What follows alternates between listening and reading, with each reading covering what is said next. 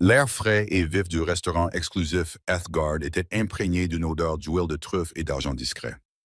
Richard Sterling, un homme qui avait bâti son empire en prenant des risques audacieux, se sentait invincible ce soir-là. À son bras se trouvait Tiffany, une confection de soie et d'ambition, dont le rire teintait comme le champagne coûteux dans sa flûte. Il était un roi dans son château, surveillant son domaine. Puis son regard s'arrêta sur une table de l'autre côté de la pièce, nichée dans une alcôve tapissée de velours. Une femme, dont le visage était un portrait serein de grâce, se tourna légèrement. La douce lumière révélait la courbe indéniable de son ventre de femme enceinte. C'était sa femme, Catherine, et l'homme avec lequel elle riait, l'homme dont la main reposait près de la sienne avec une aisance confiante, était Dominic Thorne, un titan de l'industrie, un requin du monde de la finance. Et l'homme que Richard craignait vraiment. Le monde bascula sur son axe, et la soirée dorée se brisa en 1 million de morceaux acérés comme des rasoirs. Richard Sterling croyait au tangible. Il croyait au poids d'une montre en platine, au ronronnement profond d'un moteur V12 et au poids solide et rassurant d'un portefeuille immobilier qui couvrait la moitié de Manhattan. Sa vie était un édifice de succès soigneusement construit, où chaque élément avait sa place. Sa femme, Catherine, avec son élégance discrète et sa lignée respectable, en était le fondement parfait. Son fils, qui allait bientôt naître, était l'héritier de la dynastie Sterling, et Tiffany Vance, la femme d'une beauté stupéfiante et infiniment adoratrice à ses côtés, était l'ornement secret, le jardin caché sur le toit que personne d'autre n'était censé voir, prouvant qu'il pouvait tout avoir. Ce soir-là, il dînait à Ethelgard, un restaurant si exclusif qu'il n'avait pas d'enseigne, seulement un blason discrètement gravé sur un lourd panneau de chêne, et où les réservations étaient un mythe. On y était simplement invité. L'air bourdonnait des conversations étouffées des gestionnaires de fonds spéculatifs et des mondains vieillissants. Les serveurs se déplaçaient comme des fantômes. Leur service était intuitif et invisible. Richard avait réservé cette table pour montrer son pouvoir, une démonstration désinvolte pour Tiffany, dont les yeux étaient écarquillés d'une sorte d'admiration habituelle.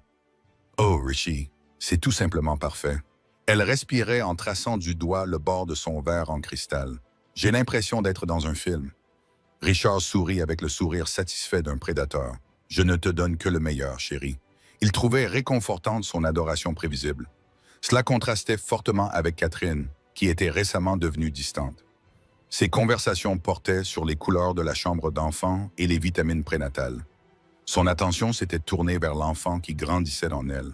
Il se disait que cette petite distance avec Tiffany était une nécessité, une soupape pour évacuer le stress de son monde, un monde qui ne semblait plus intéresser Catherine. C'était une distraction inoffensive. Il leva son verre de Macallan 25 ans d'âge, le liquide ambré captant la lumière comme un coucher de soleil emprisonné. Il s'apprêtait d'apporter un toast à leur relation, quelle qu'elle soit, lorsque son regard se posa sur la salle à manger principale. Il avait tendance à scruter les salles, une vieille habitude de ses débuts, évaluant les rapports de force, notant qui dînait avec qui. Son regard passa sur un sénateur, un producteur de Broadway, puis s'arrêta. Net. Dans la niche la plus convoitée, celle réservée à la véritable royauté de la ville, était assise Catherine, sa Catherine. La douce lueur de la lampe de table projetait un halo éthéré autour d'elle, illuminant le doux renflement de sa grossesse sous une élégante robe bleu marine.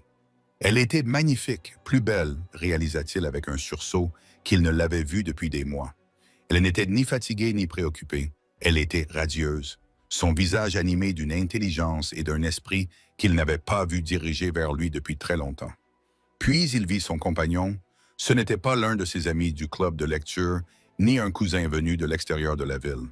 L'homme assis en face d'elle était Dominic Thorne. Le Dominic Thorne, fondateur et PDG de Thorne Capital, un géant du capital investissement qui dévorait des entreprises comme Sterling Properties au petit déjeuner. Thorne était une légende, un fantôme du monde financier. Il était plus âgé, avec des cheveux argentés et des yeux qui semblaient ne rien manquer. Il n'était pas beau au sens conventionnel du terme, contrairement à Richard. Il était fascinant, dégageant une aura de puissance absolue et inébranlable que Richard, malgré toute sa richesse, ne pouvait qu'imiter. 1000 scénarios explosèrent dans l'esprit de Richard, tous plus chaotiques les uns que les autres. Une liaison? Non, Catherine n'était pas du genre, et certainement pas alors qu'elle était enceinte de son enfant. Une réunion d'affaires? Pourquoi avait-elle abandonné sa carrière à la galerie d'art pour devenir sa femme? Une rencontre fortuite à Ethelgard? Impossible.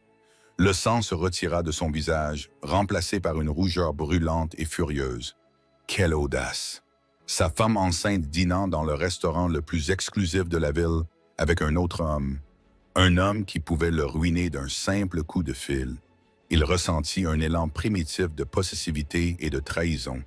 Il l'avait installé dans leur magnifique maison, la cage dorée de leur appartement de la 5e avenue, pour qu'elle soit en sécurité, pour qu'elle soit sienne et porte son héritier.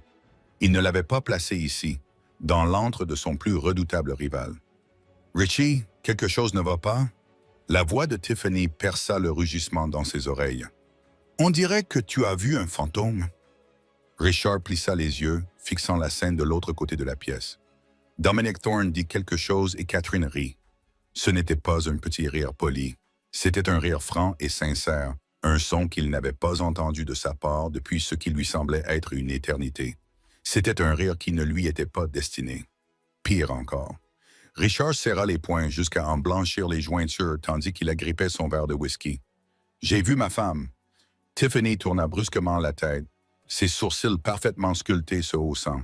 « Ta femme est ici avec... C'est Dominic Thorne? » Elle connaissait ce nom, bien sûr. Tout le monde dans leur cercle connaissait ce nom. L'admiration dans sa voix était désormais mêlée d'un délicieux frisson scandaleux. La confrontation n'était plus une possibilité. Elle était inévitable. Il sentit les fils de son monde soigneusement contrôlés commencer à s'effilocher. La vie parfaite qu'il s'était construite était soudainement menacée de manière choquante. Mais le plus troublant, ce qui attisait véritablement sa fureur, c'était le calme serein et inébranlable qui se lisait sur le visage de Catherine.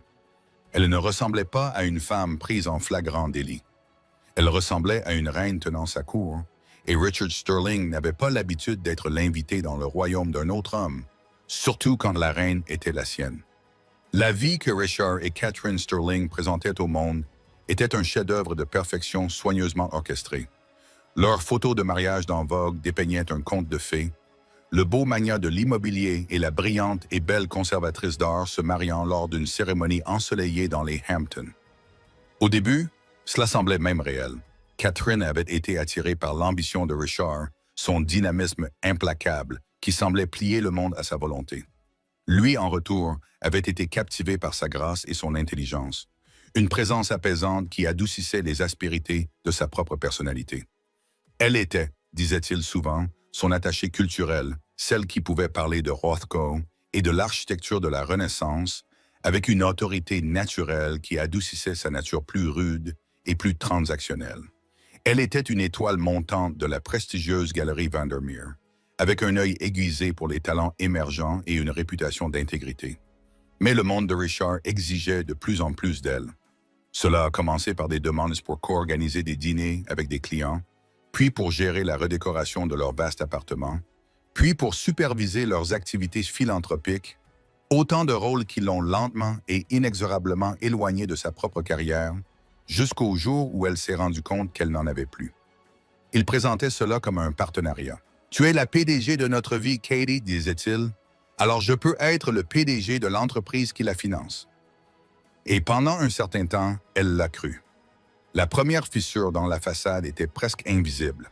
Une dépense sur un relevé de carte de crédit qu'elle gérait.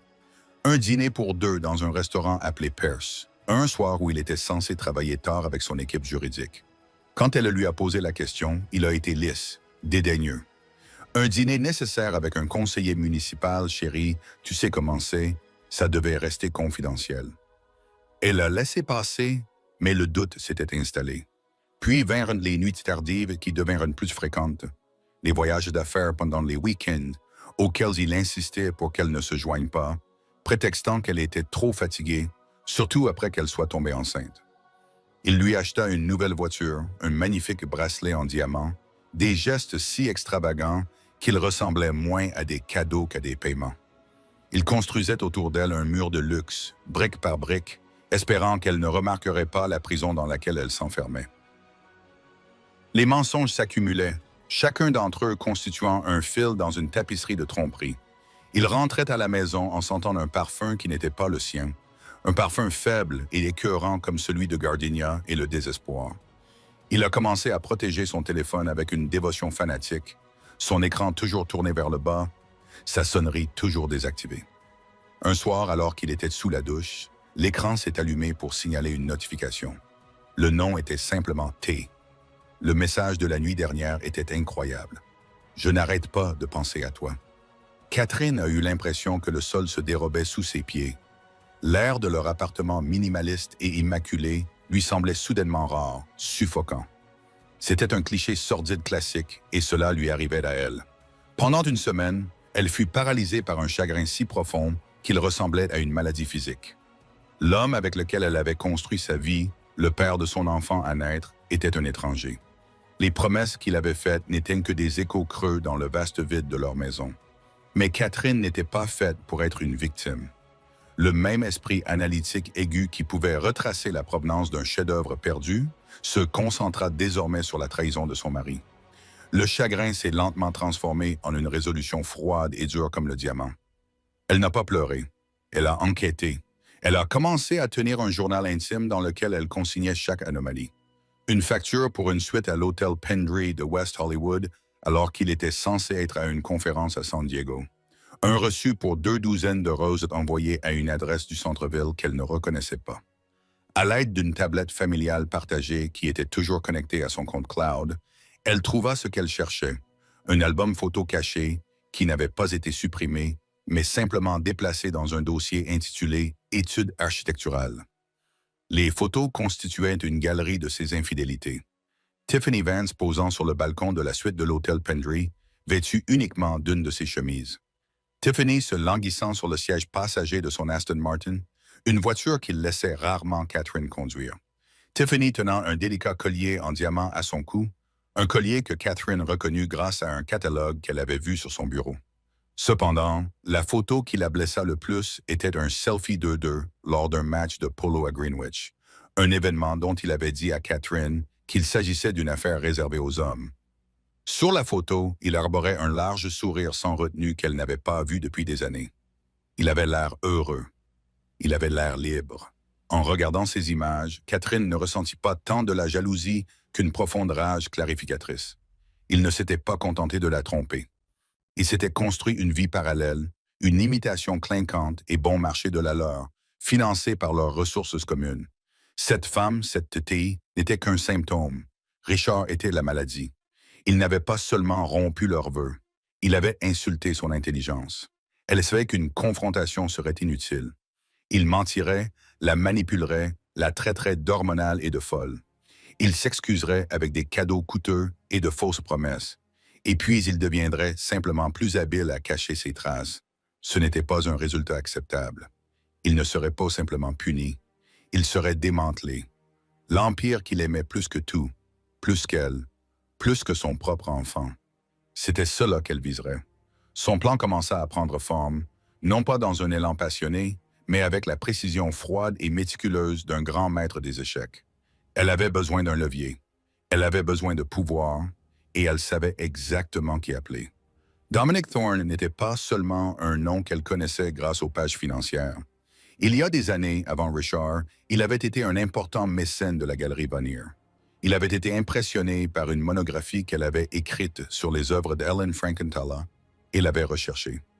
Ils avaient eu plusieurs longues conversations fascinantes sur l'investissement dans l'art et le croisement entre les deux. Il respectait son intelligence, son ambition.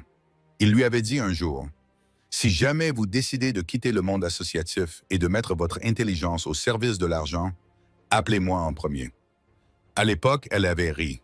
Aujourd'hui, c'était une bouée de sauvetage. Elle trouva le numéro de son bureau privé grâce à un ancien contact. Passer cet appel était la chose la plus difficile qu'elle ait jamais faite, car cela revenait à admettre que sa vie était un échec. Mais tandis que le téléphone sonnait, elle sentit renaître la femme qu'elle était autrefois, cette professionnelle vive et sûre d'elle que Richard avait systématiquement effacée. Lorsque sa voix grave et calme répondit au téléphone, elle ne pleura pas et ne déversa pas son trouble personnel. Elle se montra très professionnelle. Monsieur Thorne, dit-elle d'une voix calme, je suis Catherine Sterling. J'ai une proposition commerciale à vous faire. Elle concerne l'art, un capital important et une connaissance commune, mon mari. Il y a un silence à l'autre bout du fil, puis un petit rire étouffé. Madame Sterling, répondit Dominic Thorne d'une voix intriguée. Je vous écoute. Depuis la niche luxueuse et veloutée de Lethgard, le restaurant était une scène et elle en était la metteuse en scène. Chaque détail de cette soirée avait été méticuleusement planifié.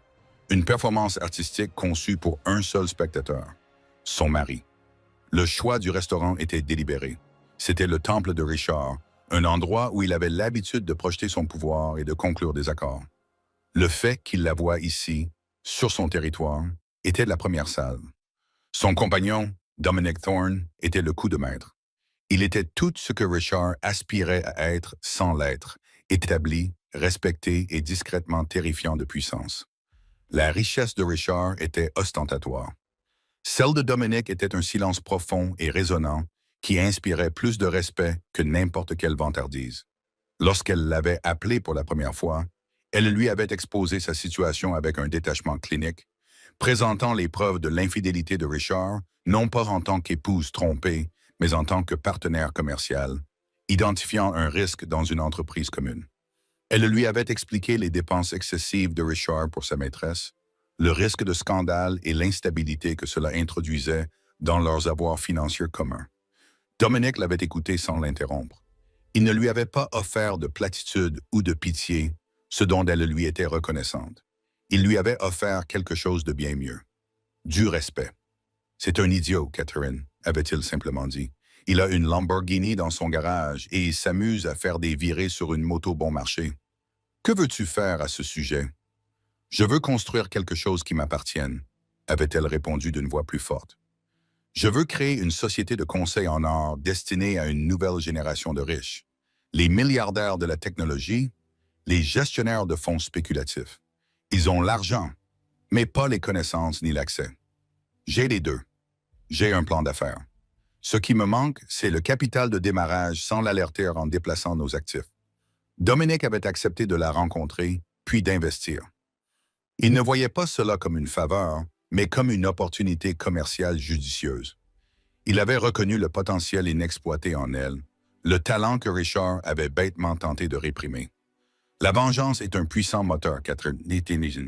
Il le lui avait dit lors d'une de leurs réunions de planification. Mais assurons-nous que l'objectif principal soit la réussite. La meilleure vengeance n'est pas de le ruiner. C'est de faire en sorte que sa vie paraisse insignifiante par rapport à la tienne. Ce soir n'était donc pas un rendez-vous galant. C'était un dîner d'affaires. Le lancement officiel de leur nouvelle entreprise. Le contrat pour l'investissement initial de Thorne Capital dans Sterling Thorne Art Advisory se trouvait dans son sac à main. Le nom était une dernière touche ironique qu'elle avait prévue pour Richard.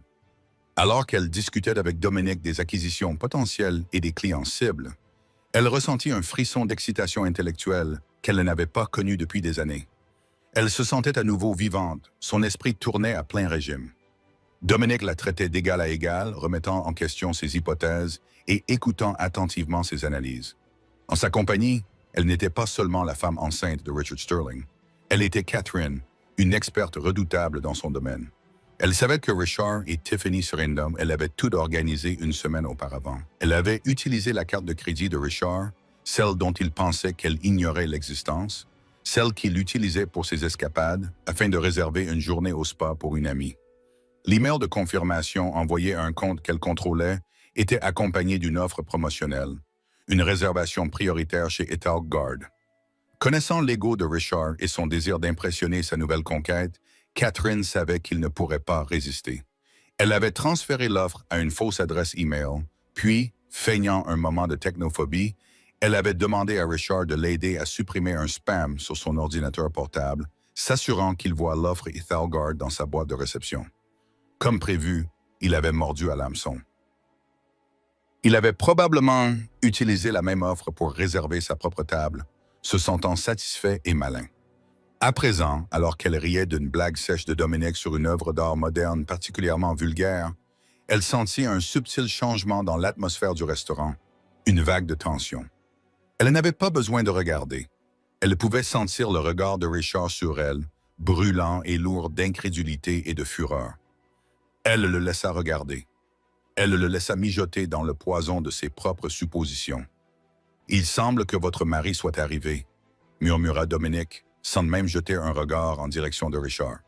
Il observait le reflet de Richard dans le seau à glace en argent pour l'y poser sur leur table. « Et il n'a pas l'air content. »« Son plaisir ne me concerne plus, » dit Catherine, d'une voix aussi fraîche et douce que l'eau dans son verre. Elle prit une gorgée délibérément lente, croisant le regard de Dominic par-dessus le bord de son verre. « Laisse-le regarder. Il est important qu'il comprenne que les règles du jeu ont changé. C'est un jeu dangereux, Catherine. » Dominic prit un ton prudent, sérieux. Les hommes comme Richard, lorsqu'ils sont acculés, ne deviennent pas raisonnables. Ils deviennent imprudents. « Je sais, répondit-elle. Je compte là-dessus. Son imprudence causera sa perte. Moi, en revanche, j'ai un plan. » Elle pouvait maintenant le voir du coin de l'œil, le visage orageux, tandis qu'il s'entretient avec la blonde à ses côtés. Il était en proie à son ego, luttant contre l'embarras potentiel d'une scène publique. Elle savait qui l'emporterait. Son ego l'emportait toujours. Elle adressa à Dominic un petit sourire complice. « Commandons-nous le duel. J'ai entendu dire qu'il était excellent, et j'aimerais être en train de déguster mon plat principal lorsqu'il trouvera enfin le courage de venir ici. » Son calme était son armure. Sa grossesse, que Richard considérait comme une vulnérabilité, une chaîne qui la liait à lui. Donna essayait lui, était sa force. Elle ne se battait plus seulement pour elle-même. Elle se battait pour l'avenir de son enfant, un avenir qu'elle était déterminée à ne pas laisser façonner par un homme faible et fourbe. Le fil des mensonges de Richard se défaisait depuis des mois. Ce soir, elle allait le tirer et tout son monde s'écroulerait. Les 10 minutes qu'il fallut à Richard pour traverser le restaurant lui semblèrent une heure. Catherine le regarda s'approcher, non pas avec appréhension, mais avec la curiosité détachée d'un scientifique observant une réaction chimique prévisible. Elle voyait le combat intérieur qui se livrait dans sa posture rigide, le désir de préserver son image publique, en conflit avec la rage primitive d'un homme dont l'autorité avait été remise en cause. La rage, elle le savait, était en train de l'emporter. Tiffany le suivait à un pas derrière lui, le visage masqué par une excitation anxieuse. Elle ressemblait à une touriste sur les lieux d'un accident, horrifiée mais incapable de détourner le regard. Elle était dépassée par les événements, une actrice secondaire qui s'était retrouvée au cœur d'un drame bien plus complexe qu'elle ne l'avait imaginé. Richard s'arrêta à leur table, posa fermement ses mains sur le bord et se pencha en avant dans un geste d'intimidation évident. Il ignora complètement Dominic, son regard furieux fixé sur Catherine. « Qu'est-ce que c'est que ça, Catherine ?» demanda-t-il d'une voix grave, dans un grognement destiné uniquement à eux deux, bien que les têtes commençaient déjà à se tourner. « Qu'est-ce que tu fais ici, bon sang ?» Catherine posa calmement sa fourchette à côté de son assiette de coquilles de Saint-Jacques grillées. Elle leva les yeux vers lui, son expression n'était pas celle d'une épouse effrayée, mais celle d'une PDG déçue s'adressant à un subordonné incompétent. « Je dîne, Richard. C'est une activité courante. Tu devrais essayer, de préférence avec ta propre femme. » La pique fit mouche, un muscle se contracta dans sa mâchoire. « Ne joue pas avec moi. Tu es ici avec lui. » Il finit par tourner brusquement la tête vers Dominic, le nom sur les lèvres comme une malédiction. Dominic Thorne ne broncha pas. Il s'essuya lentement la bouche avec une serviette en lin, ses mouvements délibérés et sans précipitation. Il regarda Richard comme s'il était un insecte vaguement intéressant, mais finalement insignifiant. Richard Dominic dit d'une voix calme, mais avec un poids immense qui transperça la colère de Richard. « Tu fais une scène, ne te mêle pas de ça, Thorne. » Richard s'écria en pointant un doigt. « C'est une affaire familiale privée. » C'est alors que Catherine décida de faire exploser la première bombe. « Est-ce parce que je ne savais pas que Tiffany faisait partie de notre famille ?» dit-elle, ses yeux se posant pour la première fois sur la jeune femme. Elle lui adressa un sourire froid et compatissant. « Au fait, le collier est ravissant. Il est de la collection Printemps, n'est-ce pas? » Richard a des goûts tellement prévisibles. Tiffany pâlit, sa main se posant instinctivement sur le délicat pendentif en diamant qui ornait son cou, celui des photos.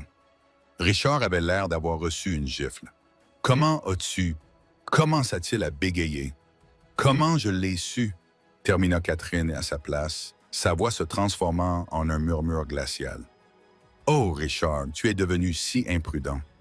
La suite au Penderie le 12 mars, le match de polo à Greenwich, où tu as insisté pour que seuls les hommes soient présents. Les factures interminables chez des fleuristes qui ne m'ont jamais envoyé de fleurs. Tu as construit tout un monde de mensonges, mais tu l'as construit sur la base de nos comptes communs. Tu n'es pas un maître espion, Richard. Tu n'es qu'un vulgaire tricheur qui se trouve avoir une limite de crédit élevée. Chaque mot était un coup précis porté sans hystérie. Elle exposait des faits, pas des accusations. Le visage de Richard passa par une série d'émotions. Choc, déni et enfin rage acculée. « Tu as fouillé dans mes affaires », siffla-t-il d'une voix venimeuse. « Tu m'espionnes après tout ce que je t'ai donné, ce que tu m'as donné. » Catherine laissa échapper un petit rire incrédule. « Tu m'as donné une vie en suspens. Tu m'as donné des nuits blanches. Tu m'as donné une place au premier rang pour assister à ta trahison spectaculaire alors que je porte ton enfant. Ne t'avise pas de me parler de ce que tu m'as donné. » Richard, dépouillé de ses mensonges, recourut à son instinct misogyne le plus basique. « Tu es sous l'emprise de tes hormones, Catherine. La grossesse te rend paranoïaque. Pourquoi ne rentres-tu pas chez toi pour te reposer? Nous pourrons en parler quand tu auras les idées claires. » Il tendit la main vers son bras, dans un geste condescendant de possession. Avant qu'il ne puisse la toucher, Dominic Thorne intervint. Il ne se leva pas. Il n'éleva pas la voix. Il posa simplement sa main à plat sur la table, un geste qui sembla aspirer tout l'air ambiant. « Richard, dit-il, et cette fois, sa voix était différente. La politesse avait disparu, remplacée par le ton froidement calme d'un homme capable de mettre des pays en faillite. Catherine ne va nulle part, et je vous conseille vivement de retirer vos mains de ma table. » Le changement de rapport de force était palpable. La main de Richard se figea en l'air. C'était un homme riche, mais Dominic Thorne évoluait dans une autre sphère. Dominic continua à fixer Richard du regard. « J'ai entendu dire que vous aviez perdu l'appel d'offres pour Hudson Yards la semaine dernière. C'est dommage. Mes sources m'ont dit que votre financement était précaire, surendetté. C'est dommage ce qui peut arriver à la réputation et à la solvabilité d'un homme quand on apprend que sa vie personnelle est aussi instable que son portefeuille. C'était une menace directe dissimulée sous le langage d'une observation commerciale. Dominic montrait à Richard qu'il ne savait pas seulement pour sa liaison. Il connaissait les failles de l'empire financier de Richard. Il savait où il était vulnérable. Richard recula comme s'il avait touché une cuisinière brûlante. Son énergie combative s'évanouit, remplacée par une horreur naissante et écœurante. Ce n'était pas une querelle domestique, c'était une exécution. Il était tombé dans un piège, et l'homme qui tenait le fusil n'était pas sa femme, mais le prédateur le plus dangereux de la jungle des affaires. Catherine porta le coup de grâce. « Je ne rentrerai pas à la maison, Richard. Pas ce soir, jamais. Mon avocate, Mlle Evelyn Reed, contactera le tien demain matin pour lui remettre les documents préliminaires du divorce. Je crois qu'elle a déjà chargé une équipe d'experts comptables judiciaires d'examiner les propriétés de Sterling au cours des 6 dernières semaines. Tu ferais bien de demander à ton directeur financier de s'y préparer. » Richard la fixait, bouche bée. 6 semaines. Elle préparait cela depuis 6 semaines. Pendant qu'il s'adonnait à ses escapades avec Tiffany, Catherine avait rassemblé une armée. Il regarda le visage froid et déterminé de Catherine, puis celui impassible et puissant de Dominic Thorne. Il regarda Tiffany, qui le fixait maintenant avec un mélange de peur et de mépris, le fantasme de son prince millionnaire s'évanouissant sous ses yeux. Tout le restaurant observait leur chuchotement, un cœur grandissant qui scandait son humiliation publique. Il était entré comme un roi. Il n'était plus qu'un imbécile dans un costume bien taillé. « Tu vas le regretter », parvint-il à articuler, les mots ayant le goût de cendre. « Non, Richard », dit Catherine en reprenant sa fourchette comme s'il était déjà parti. « Je ne fais que commencer. » Vaincu et humilié, Richard s'éloigna de la table en titubant, traînant Tiffany avec lui comme un bagage. Le court trajet jusqu'à leur table fut ponctué de chuchotements et de regards détournés. Il sentait le poids d'une centaine de regards, chacun comme une piqûre d'épingle, dans son ego dégonflé. Le sanctuaire feutré d'Athelgard s'était transformé en salle d'audience, et il avait été jugé et trouvé coupable. De retour à leur table, le silence était épais et suffocant. Le foie gras parfaitement cuit et la bouteille de Château Margaux étaient les monuments intacts d'une soirée gâchée. Richard s'effondra sur sa chaise. le visage blême. Il ne pensait pas à Catherine ni à Dominic. Il pensait au mot « expertise comptable » et « portefeuille instable ». Il pensait à l'affaire Hudson Yards, une perte catastrophique qu'il avait réussi à garder hors de la presse. Comment Thorne avait-il su? La panique commença à lui serrer la poitrine. Tiffany, cependant, était en proie à un autre type de désolation. Son conte de fées venait d'être violemment réécrit pour devenir un récit édifiant. L'homme puissant et incontrôlable qui l'avait séduite s'était avéré être un amateur maladroit en matière d'infidélité, facilement manipulé par sa femme enceinte. L'illusion de sa toute-puissance s'était brisée, et à sa place, elle voyait un homme faible et pathétique qui se défoulait. « Alors c'est ça, dit-elle finalement d'une voix aiguë, dépourvue de son admiration habituelle. Tout ce temps, tu m'as dit qu'elle était fragile, que tu restais avec elle pendant sa grossesse par pitié. Tais-toi, marmonna Richard en se frottant le visage. Non, je ne me tairai pas, rétorqua-t-elle en élevant la voix. Tu m'as utilisé, tu m'as fait croire que j'allais devenir la prochaine Madame Sterling, mais tu ne faisais que jouer à la dinette pendant qu'elle préparait une guerre. Elle prit conscience de la situation avec une clarté humiliante. Elle n'était pas le secret précieux. Elle n'était qu'un divertissement, une distraction commode. Catherine n'était pas l'obstacle. Elle était l'événement principal. Tu as entendu ce qu'il a dit? Richard siffla, les yeux nerveusement agités. Thorne est au courant de ma situation financière. Elle lui a fourni des informations. Elle essaie de me ruiner. La paranoïa s'installait désormais. Ce n'était pas seulement un divorce. C'était un complot d'espionnage industriel. Tiffany le fixa du regard et, pour la première fois, elle ne ressentit ni désir ni amour, mais du mépris. Tout tournait autour de lui, de son entreprise, de sa réputation. Elle n'était qu'un dommage collatéral.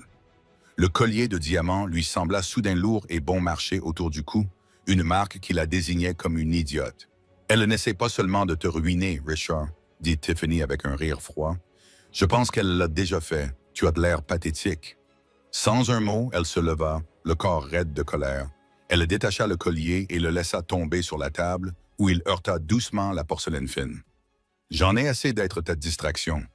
Trouve quelqu'un d'autre pour financer ta crise de la quarantaine. » Elle se retourna et s'éloigna, la tête haute, laissant Richard seul à une table pour deux, entouré des débris de ses deux vies. De l'autre côté de la salle, Catherine et Dominic terminèrent leur repas dans un calme serein.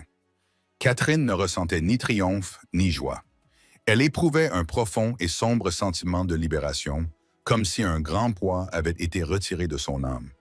Cette explosion publique avait été une étape nécessaire, mais désagréable, et elle était désormais terminée. Le vrai travail pouvait maintenant commencer. Lorsque l'addition arriva, Dominic posa sa carte de crédit noir sur le plateau. « Permettez-moi, dit-il, trinquons à notre nouvelle aventure. À de nouvelles aventures. » Catherine acquiesça en levant son verre d'eau. Alors qu'ils se levaient pour partir, ils passèrent devant la table de Richard. Il était toujours assis là, fixant d'un regard vide le collier qui brillait à côté de son assiette intacte. Il leva les yeux lorsqu'ils passèrent devant lui, le regard suppliant. Il ouvrit la bouche pour parler, mais aucun mot ne sortit. Catherine croisa son regard un instant, l'expression indéchiffrable. Il n'y avait aucune haine dans ses yeux, aucune colère, rien. Il était devenu insignifiant à ses yeux, un fantôme d'une vie passée. Elle se retourna alors et sortit du restaurant, s'avançant dans l'air frais de la nuit, laissant Richard Sterling seul dans les ruines de la cage dorée qu'il avait si soigneusement construite. L'illusion n'était pas seulement brisée. Elle avait été systématiquement réduite en poussière. Le lendemain de la confrontation à Ethelgard, la ville semblait différente. Le ciel gris de Manhattan, qui avait autrefois semblé oppressant à Catherine, était désormais porteur d'une promesse de nouveau départ. Elle ne se cachait pas dans son appartement caverneux de la 5e avenue, attendant les excuses pathétiques et inévitables de Richard. Au lieu de cela, elle se trouvait dans une élégante salle de conférence aux parois de verre dans le centre-ville, assise en face de Mlle Evelyn Reed. Evelyn était une avocate spécialisée dans les divorces, dont on parlait à voix basse et avec respect dans les cercles les plus exclusifs de la ville. Elle était connue pour ses tactiques d'une précision chirurgicale et son absence totale de sentimentalisme. Elle ne s'occupait pas des ruptures. Elle orchestrait des dissolutions de mariage au niveau des entreprises.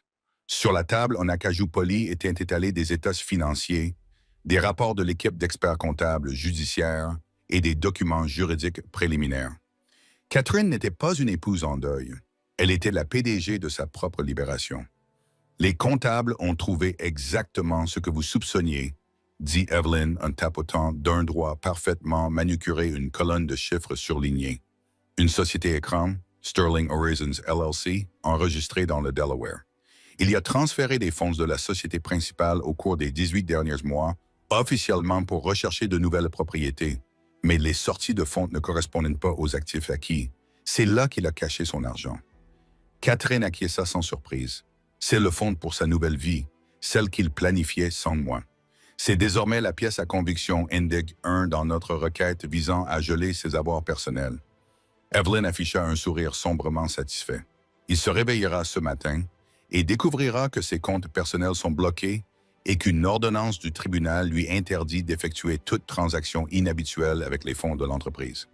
Il est neutralisé. C'était le mécanisme que Catherine avait mis en place il y a plusieurs semaines. Dès qu'elle eut confirmé la liaison de Richard, elle n'avait pas seulement appelé Dominic Thorne, elle avait engagé Evelyn Reed. Pendant que Richard achetait des bijoux chez Tiffany, Catherine payait les honoraires d'une équipe des meilleurs enquêteurs financiers de la ville. Elle avait joué à la perfection le rôle de la femme enceinte préoccupée, tout en construisant méthodiquement le dossier qui allait démanteler sa vie. « Et l'implication de M. Thorne ?» demanda Evelyn en regardant par-dessus ses lunettes. « Il est l'investisseur initial de ma nouvelle société », expliqua Catherine calmement. « Sterling Thorne Art Advisory. Le transfert initial de capitaux a été effectué hier après-midi sur notre nouveau compte d'entreprise. » Evelyn haussa un sourcil, impressionné. « Vous avez obtenu votre financement avant de déclarer la guerre. » Brillant. Richard va essayer de présenter cela comme une liaison que vous entretenez avec Thorne. Il s'en servira pour tenter d'annuler le contrat prénuptial. Qu'il essaie, dit Catherine, une lueur d'acier dans les yeux. Notre contrat est à toute épreuve. Dominic est un associé commanditaire et un mentor. Notre relation est purement professionnelle. Il en témoignera sous serment et sa réputation d'intégrité est nettement plus solide que celle de mon mari. De plus, l'infidélité chronique de Richard et le transfert frauduleux de biens matrimoniaux rendront ses arguments sans fondement. Elle parlait désormais un nouveau langage, celui du pouvoir, du droit et de la finance. Elle l'avait appris rapidement. Le véritable génie de son plan ne résidait pas seulement dans le fait de quitter Richard, mais dans la manière dont elle le quittait. Elle ne prenait pas la moitié de ses biens pour aller vivre tranquillement ailleurs. Elle utilisait son droit légal sur ce capital comme base pour bâtir son propre empire dans son propre jardin. Elle devenait sa concurrente. Plus tard dans l'après-midi, Catherine se tenait dans un loft vide et baigné de soleil à Chelsea, le futur siège de son entreprise. L'espace était brut, avec des murs en briques apparentes et de vastes fenêtres industrielles donnant sur l'Hudson. Dominic Thorne se tenait à côté d'elle, les mains dans les poches, examinant le potentiel brut de la pièce. « C'est un bel espace, dit-il. La lumière est bonne. Les artistes l'apprécieraient. C'est l'idée. » Répondit Catherine Nieweich, un sourire sincère illuminant ses lèvres. « Ce ne sera pas une galerie guindée du centre-ville. C'est pour un nouveau monde, un nouveau type de collectionneur. Tu ne te contentes pas de monter une entreprise, n'est-ce pas? » Dominic observait, le regard perspicace. Catherine regardait les grains de poussière danser dans les rayons du soleil. Pendant des années, mon identité a été celle de l'épouse de Richard Sterling. J'étais un accessoire qu'il avait acquis pour compléter un tableau.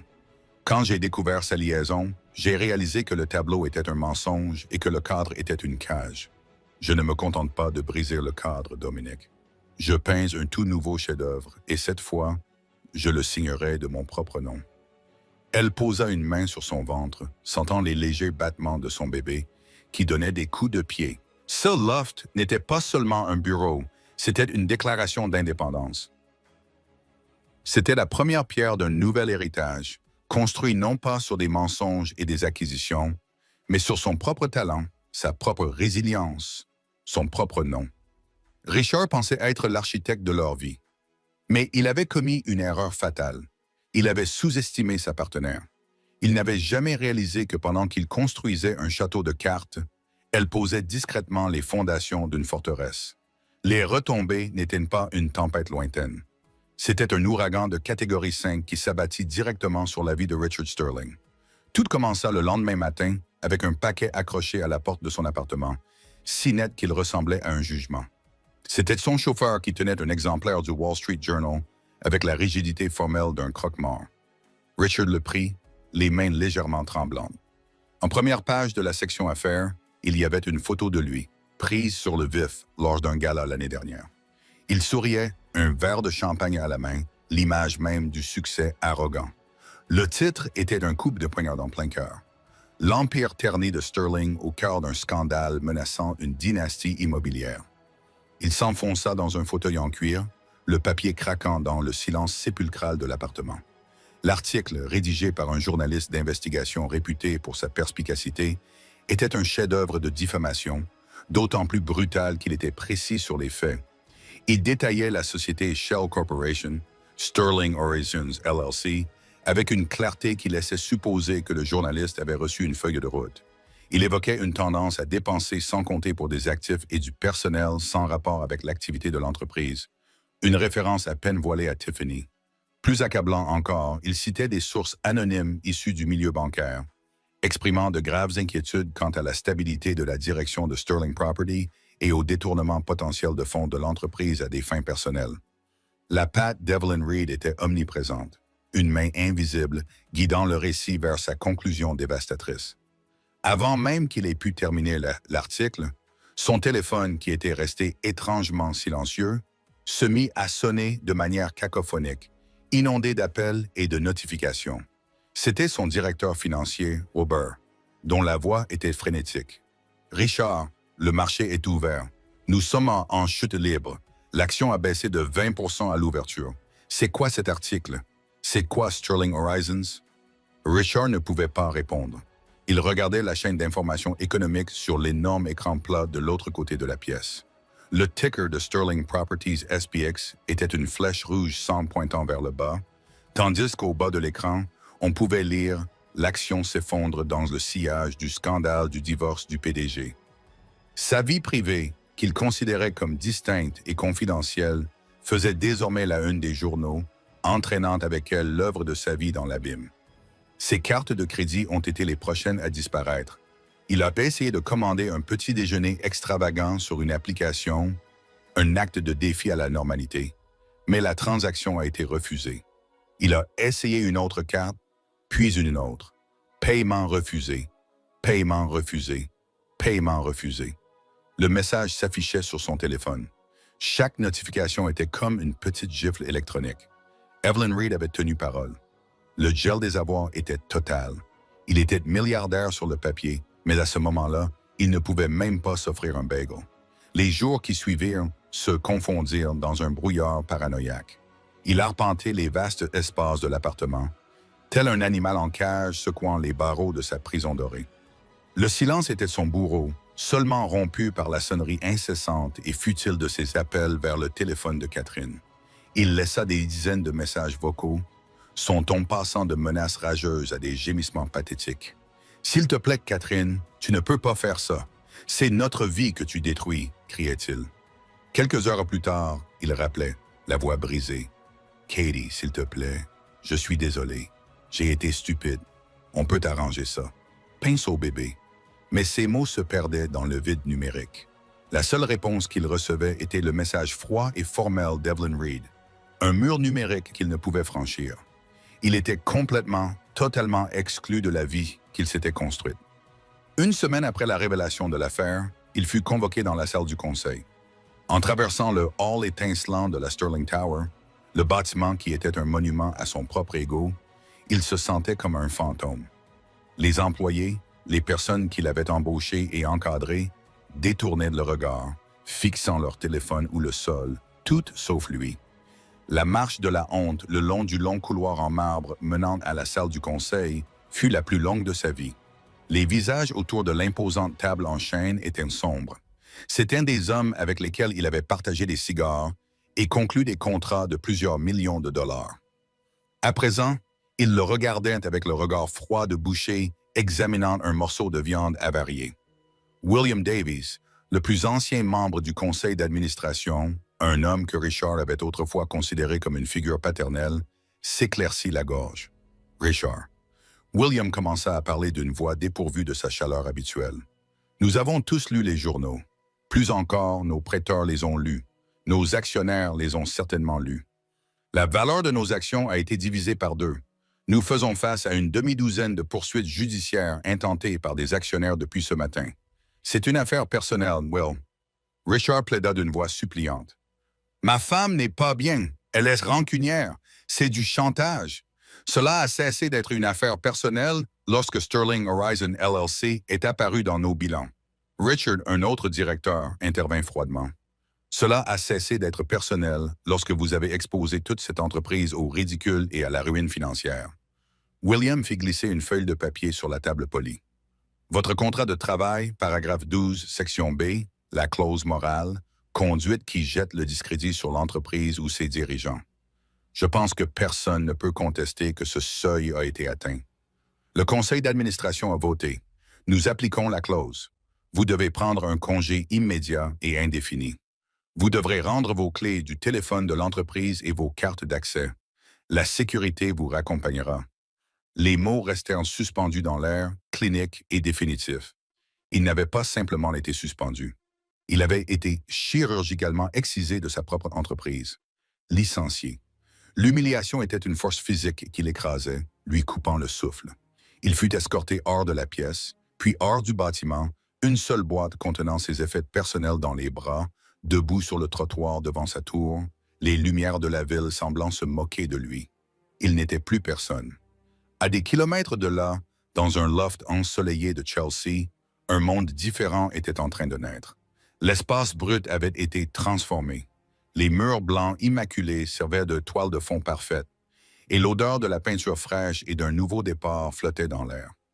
Catherine, plus dynamique que jamais, se tenait devant une petite équipe dévouée. La collection Bréant sera mise aux enchères privées le mois prochain. Elle l'annonça d'une voix pleine d'assurance. Ils ont un code Rothko mineur que le marché sous-estime. Nos analyses suggèrent qu'il pourrait s'agir d'une pièce maîtresse pour un nouveau collectionneur. Je veux un rapport complet sur la provenance et une analyse d'évaluation d'ici vendredi. Prenons les devants. Son équipe débordait d'énergie, inspirée par sa vision et son intelligence vive. Dominic Thorne passa dans l'après-midi, non pas comme une présence menaçante, mais comme un mentor bienveillant.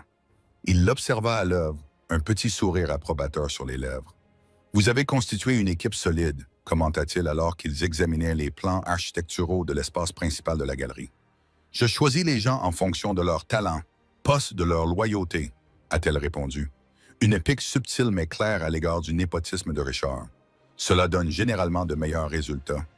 Elle a marqué une pause, posant une main sur la douce courbe de son ventre. Pendant un instant, elle a regardé la silhouette de la ville à travers la grande fenêtre. Puis elle a avoué doucement « J'ai cru qu'il m'avait tout pris.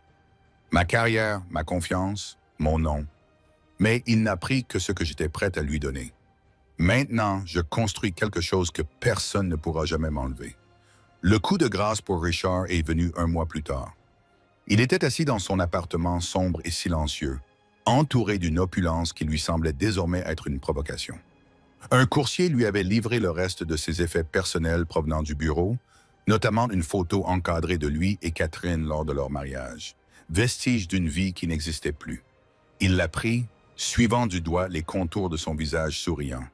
Il avait possédé une telle beauté, un tel éclat, et l'avait traité avec la négligence d'un enfant avec un jouet inestimable. Son téléphone, qu'il utilisait désormais principalement pour parcourir les nouvelles de sa propre disparition, vibra pour signaler une notification provenant d'une importante publication artistique. Il cliqua dessus. L'écran s'illumina d'une photo professionnelle de Catherine. Elle se tenait debout dans sa galerie achevée, un espace magnifique, lumineux et d'une élégance minimaliste. Elle posait à côté d'un magnifique tableau aux couleurs vives, la main posée de manière protectrice sur son ventre. Elle avait l'air majestueuse, puissante et parfaitement sereine. Mais c'est le titre qui fit finalement s'écrouler complètement le monde autour de lui. Le nouveau Sterling Standard. Catherine Sterling et Dominic Thorne lancent Sterling Thorne Art Advisory. Prêt à remodeler le marché, il laissa tomber son téléphone. Sterling Thorne. Elle ne s'était pas contentée de divorcer. Elle ne s'était pas contentée de prendre son argent. Elle avait pris son nom et l'avait intégré à sa nouvelle marque, liant à jamais son héritage au sien, avec le nom de son rival ajouté comme une marque de sa défaite. Il n'était plus le seul propriétaire du nom Sterling. Il était désormais le préfixe déshonoré de son nouveau chapitre glorieux. Il n'avait pas simplement été remplacé. Il était devenu une note de boss de page dans l'histoire de son ascension spectaculaire. Alors qu'il fixait son image à l'écran, une reine dans son nouveau royaume, Richard Sterling, seul dans la forteresse silencieuse et vide de sa richesse, comprit enfin la nature profonde, absolue et irrévocable de la véritable faillite. Il avait tout perdu, car il n'avait jamais vraiment apprécié la seule chose qui comptait. En fin de compte, ce n'était pas seulement une histoire d'infidélité, c'était une histoire de sous-estimation. Richard Sterling considérait sa femme comme un élément passif et esthétique de son portefeuille de vie, sans voir l'esprit stratégique brillant qu'il avait tant essayé de mettre de côté. Il pensait que son pouvoir était absolu, mais il a appris que la véritable force ne réside pas dans le contrôle et la domination. Elle réside dans la résilience, l'intelligence et le courage de se reconstruire. Catherine n'a pas simplement quitté un mari infidèle. Elle a orchestré un coup d'État, retrouvant son identité et bâtissant un empire sur les cendres de sa trahison. Elle a prouvé que le coup le plus puissant est souvent celui que votre adversaire ne voit pas venir. Que pensez-vous de la vengeance ultime de Catherine? Était-ce un coup de maître en matière de stratégie ou un poste de trop? Faites-nous part de votre avis dans les commentaires ci-dessous. Si vous avez été captivé par cette histoire d'intrigue et d'émancipation, n'hésitez pas à cliquer sur le bouton « J'aime », à la partager avec quelqu'un qui aime les bons drames et à vous abonner à notre chaîne pour découvrir d'autres récits de vie complexes et de rebondissements choquants. Votre soutien nous aide à donner vie à ces histoires. Cliquez sur la cloche de notification pour ne manquer aucune mise à jour.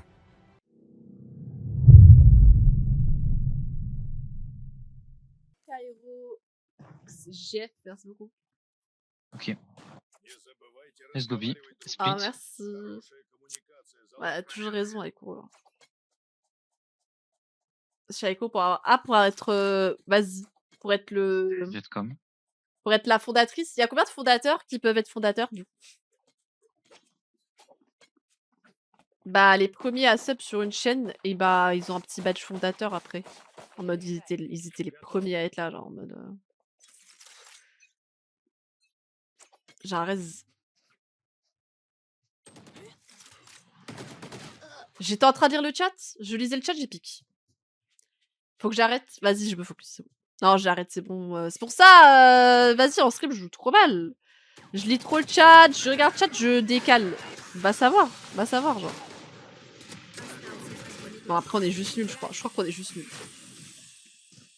Je sais pas. Alors, déjà, mettre de l'argent alors que t'es niveau 8, c'est hard. Et ensuite, je suis désolée, ça fait très longtemps que j'ai pas acheté de skin, je ne connais pas du tout les riot points, de combien de ça coûte, de machin, j'achète pas trop de skins. Donc, je sais pas. Demande dans le chat, je sais pas les gens du chat, vous en pensez quoi, mais moi, ça, je connais pas du tout combien de RP ça vaut, combien un couteau ça vaut et tout. Je connais pas du tout les prix. Bon, attendez, je me focus.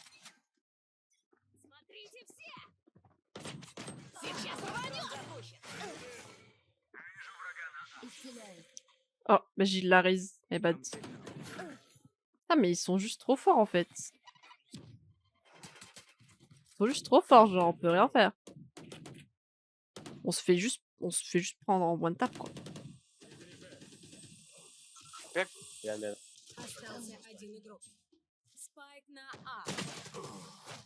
Je pense qu'on est juste nuls hein. Juste gaze. Bah ça, j'étais à 0 RR. J'ai 51 d'erreur là. J'étais à une game de dérange. Go play default, ok. One here, ok. They push flank.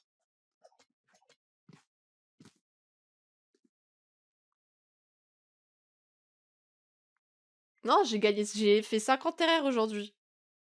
J'étais à 0, là je suis à 51. Mais juste là, c'est...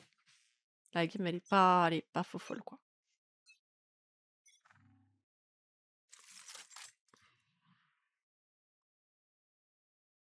Ils aiment trop push le shower, genre.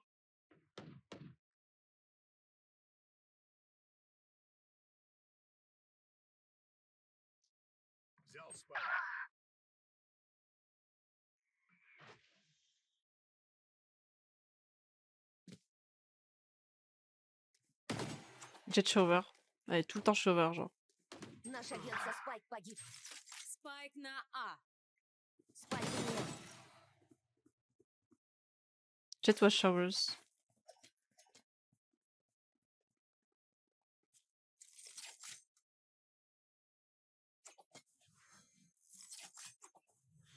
Тебе еще нужно исполнить свой долг. Враг убит. Стена готова. Ставлю завесу.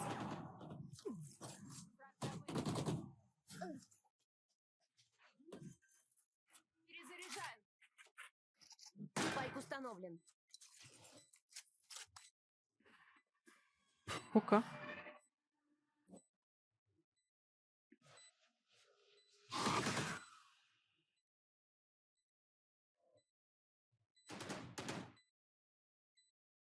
Остался один игрок. Остался один враг. Трое мертвы.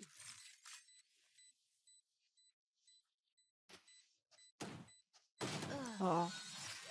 Dommage, je fais n'importe. Comment elle sait que je suis là? Comment elle sait que je suis là? Hein? Comment elle sait que je suis là?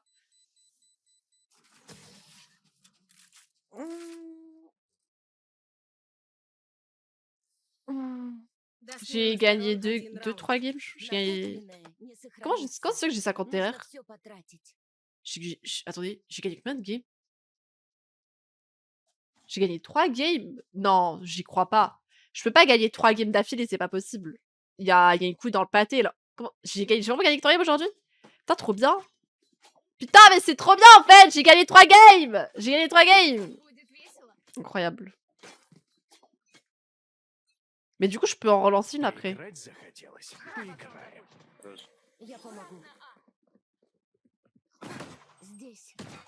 She's in the corner. Bah oui! En fait, oui! Oui, de source sûre. Mais regardez, ils sont tous là. Ils sont tous là. Ça Strivac. C'est la pole du bus, ça Strivac. De source sûre. De source sûre, ça Strivac. Fais gaffe aux flancs.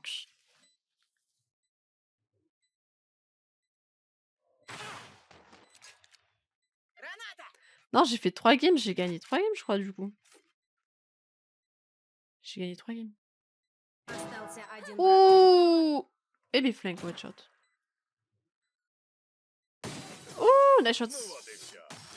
Allez, 3-9 kills. Guys, we're gonna win, ok? Allez. Allez, on peut gagner. Voilà, on est un peu gazi. Un petit team diff, hein? 6-11, 6-12. 5-10, 4-10. Il y a un léger team diff, mais... Tranquille, tranquille, tranquille, tranquille, tranquille. Ça va le faire, moi j'y crois, moi. C'est une map défense. À part Raze, en vrai, ils ont même pas de flash. C'est bien, ils ont pas de flash. On peut tenir des lignes un peu plus agressives, genre... Tu vois. Je vais farm les orbes en long, moi. Je vole long et je farm les orbes. Hein. C'est un peu la technique Kokaleki. C'est un peu la technique avec Sage, farmer les orbes en long.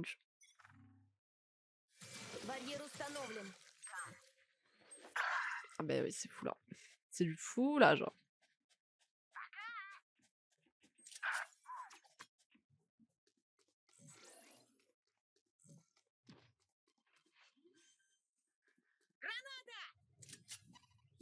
Спайк установлен. Остался один враг.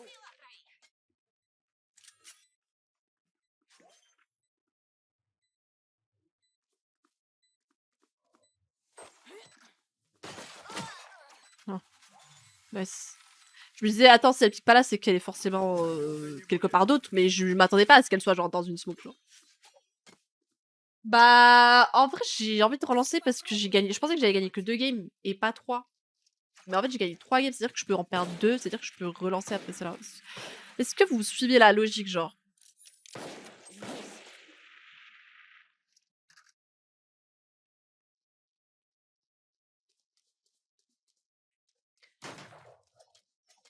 Bah, je suis en 6-12 ans. Je suis bien bottom frag, hein. Je suis bien bottom. C'est-à-dire que même si je gagne 3 games et que j'en perds 2, il y a un monde où je perds plus. Même si j'en perds que 2, vous voyez ce que je veux dire? Voilà. Je crois que vous avez compris ce que je voulais dire. Parce que je perds 20 et je gagne 16. Спайк на Б.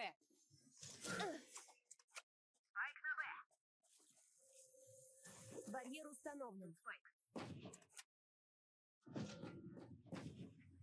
Перезаряжу. Перезаряжаю.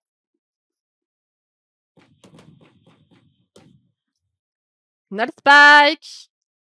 Je vais faire pipi.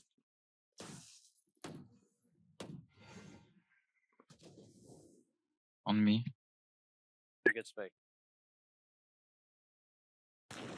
On est trop dans la smoke. Остался один враг. Ah, j'adore! J'adore! Vraiment, dès qu'il y avait la smoke, les 3 sont allés dans la smoke. C'est bon, je suis plus bottom là, team. Ça va. Je sauve l'honneur. C'est Alors, la... Jet, C'est le Sova, le... vente de Hotlo. C'est Sova, le bottom, là.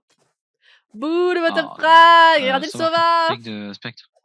Il a que 6 kills, le Sova. Bouh, il est trop nul. Grave nul, le Sova. Je sais pas comment tu peux avoir Ah, que I 6 flash kills, shot genre. them lamp. Ça va, can you go B? Ça va. You want shadow? Non, non, non. Стена готова. Ça va. Hello.